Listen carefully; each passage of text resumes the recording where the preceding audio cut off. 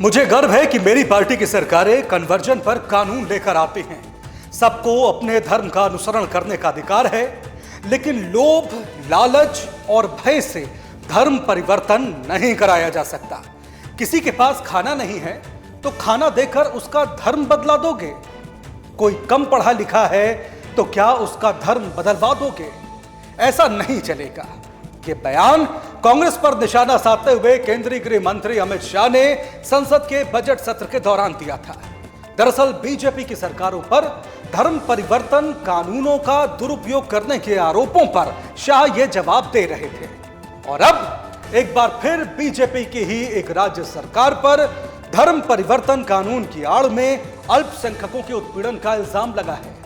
मानव तस्करी और धर्मांतरण के आरोप में केरल की 2 कैथोलिक ननों और छत्तीसगढ़ के एक आदिवासी व्यक्ति की गिरफ्तारी पर देश में अच्छा खासा विरोध प्रदर्शन हो रहा है।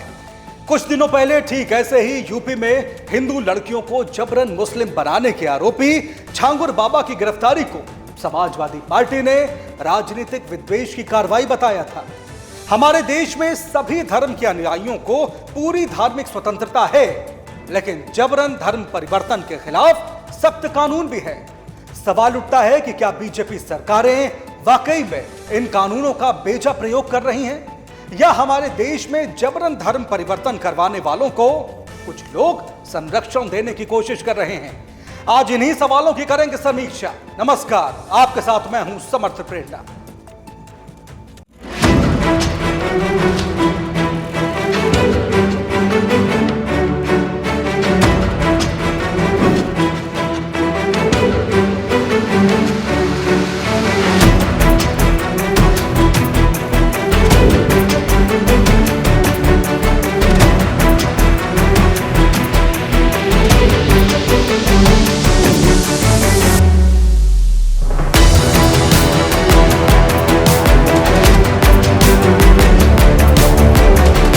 जबरन धर्म परिवर्तन के एक मामले की सुनवाई करते हुए भारत के सुप्रीम कोर्ट ने कहा है कि धर्म प्रचार की स्वतंत्रता का मतलब यह नहीं कि किसी को धर्म बदलने के लिए मजबूर किया जाए।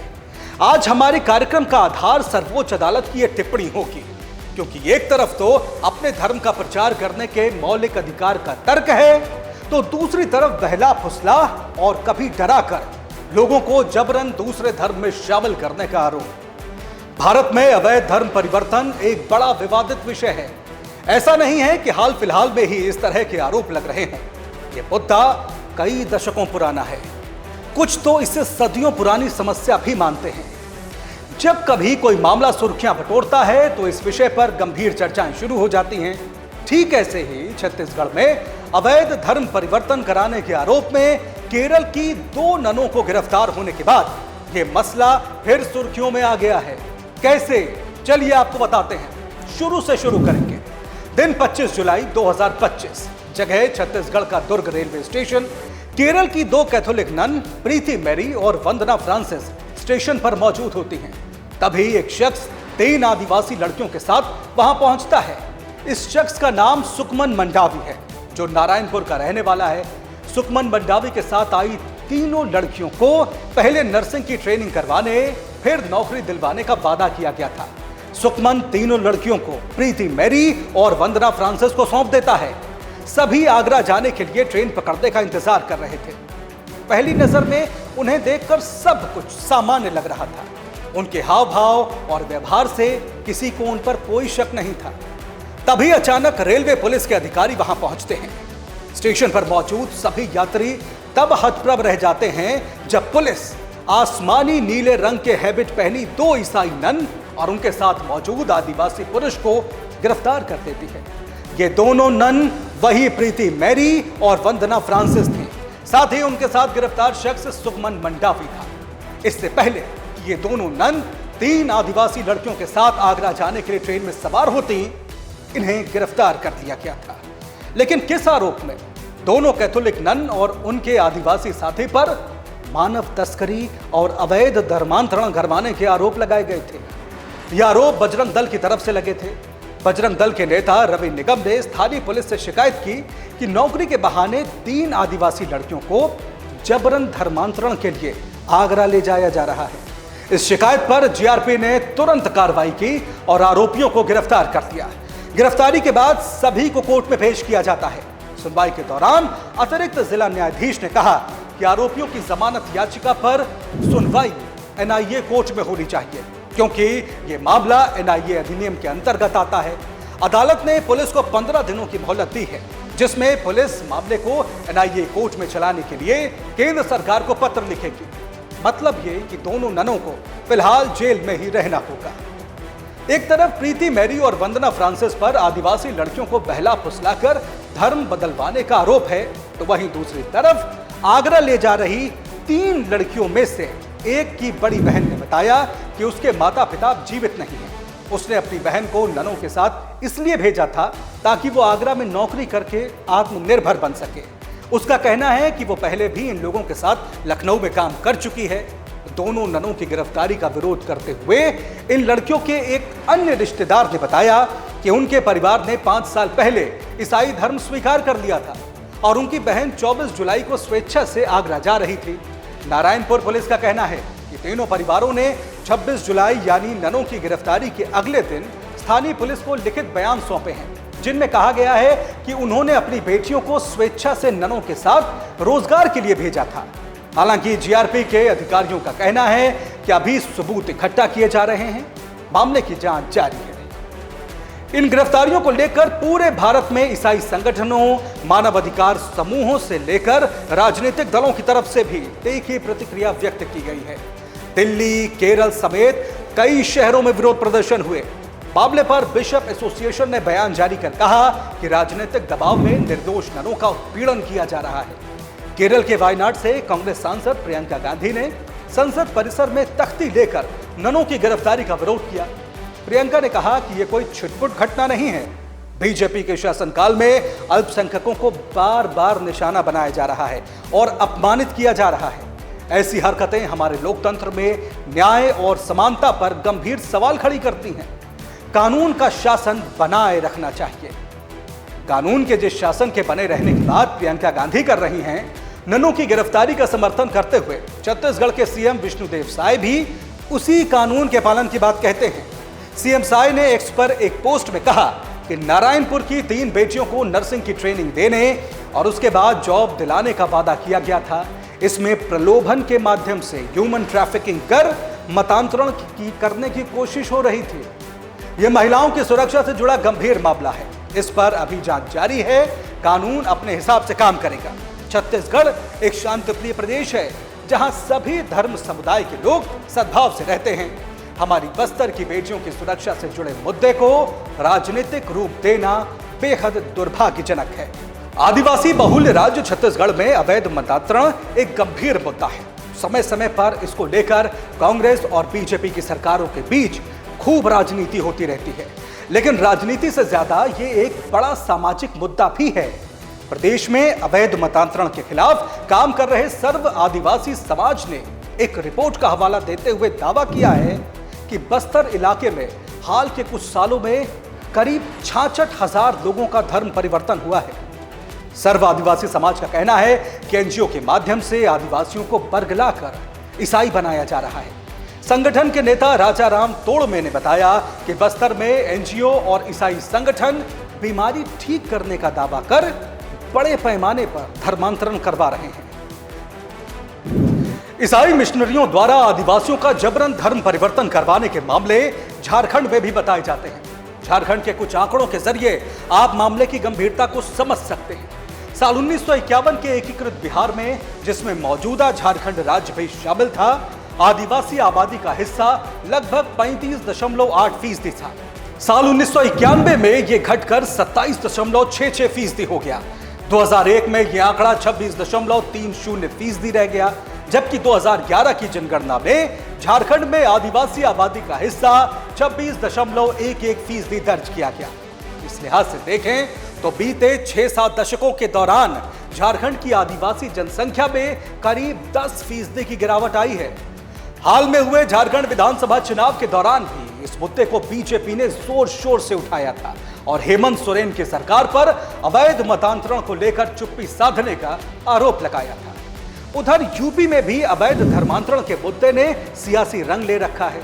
देश में गैर कानूनी धर्म परिवर्तन को रोकने के लिए योगी सरकार के सख्त कानून की विपक्ष ने खूब आलोचना की, लेकिन उसी यूपी में पिछले हफ्ते अवैध मतांतरण के सरगना के रूप में छांगुर बाबा नाम का शख्स सामने आया।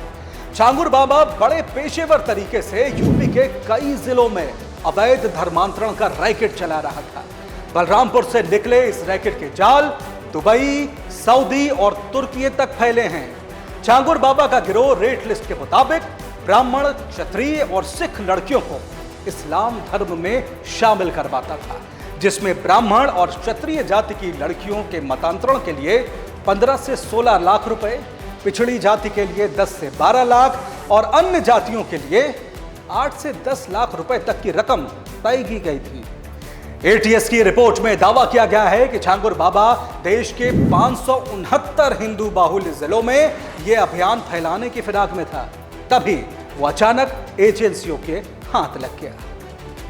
छांगुर बाबा की गिरफ्तारी का मुख्य विपक्षी दल सपा ने विरोध किया है। सपा सांसद वीरेंद्र सिंह ने आरोप लगाया है कि यह पूरा मामला सरकार के इशारे पर चल रहा है और इसे राजनीतिक लाभ के लिए उपयोग किया जा रहा है।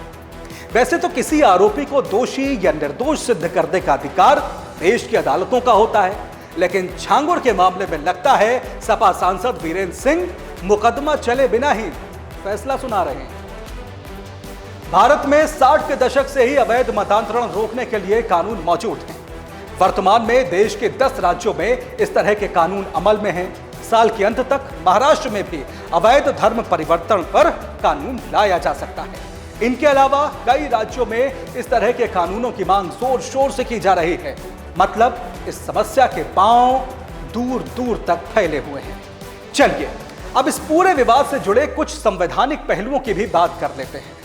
भारतीय संविधान के अनुच्छेद 25 से 28 तक धार्मिक स्वतंत्रता की बात की जाती है।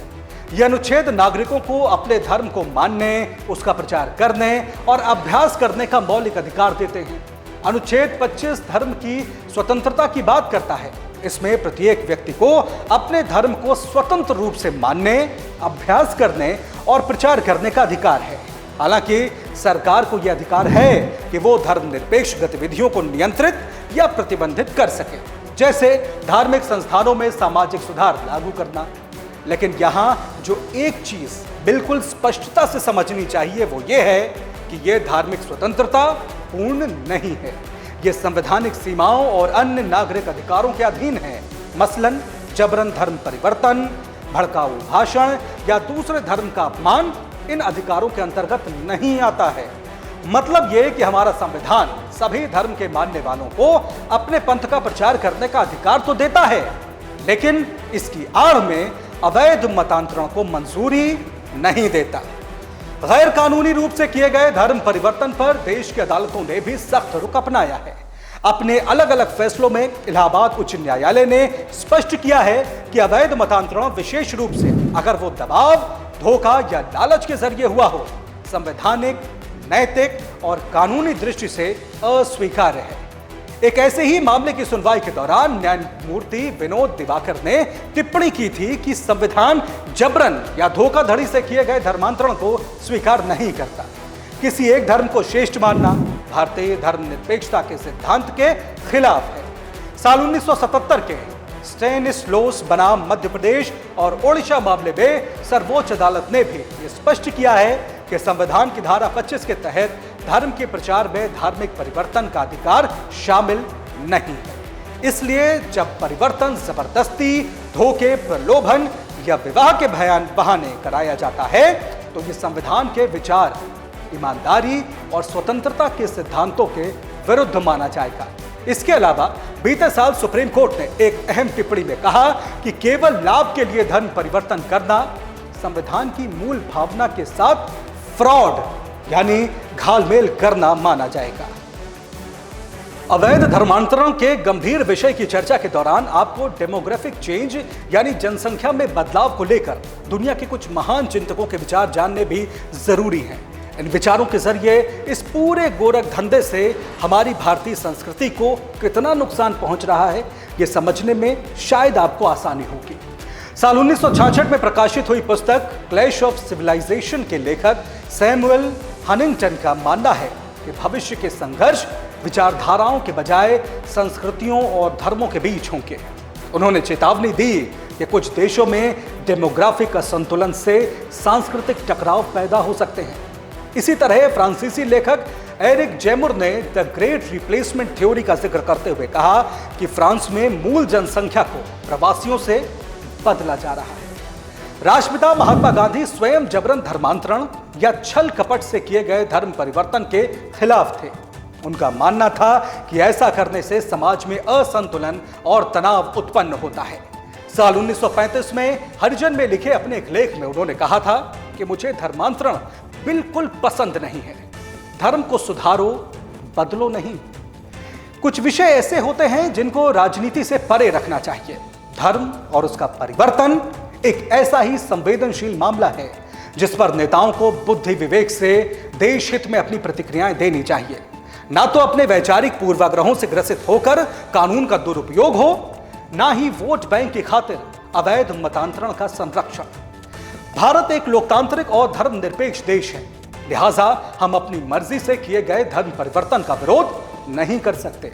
हमारे देश के सभी नागरिक पूरी तरह स्वतंत्र हैं अपना धर्म चुनने के लिए, लेकिन जबरन धर्म परिवर्तन करवाना भारतीय समाज की स्थिरता और स्थायित्व के लिए गंभीर खतरा है। इसे पूरी तरह से नियंत्रित करना जरूरी है ताकि हजारों सालों पुरानी भारतीय संस्कृति की महान विरासत संरक्षित रखी जा सके। आज के कार्यक्रम में फिलहाल इतना ही। कल बारी किसी और ज्वलनशील मुद्दे की समीक्षा की। फिलहाल मुझे दीजिए इजाजत। नमस्कार।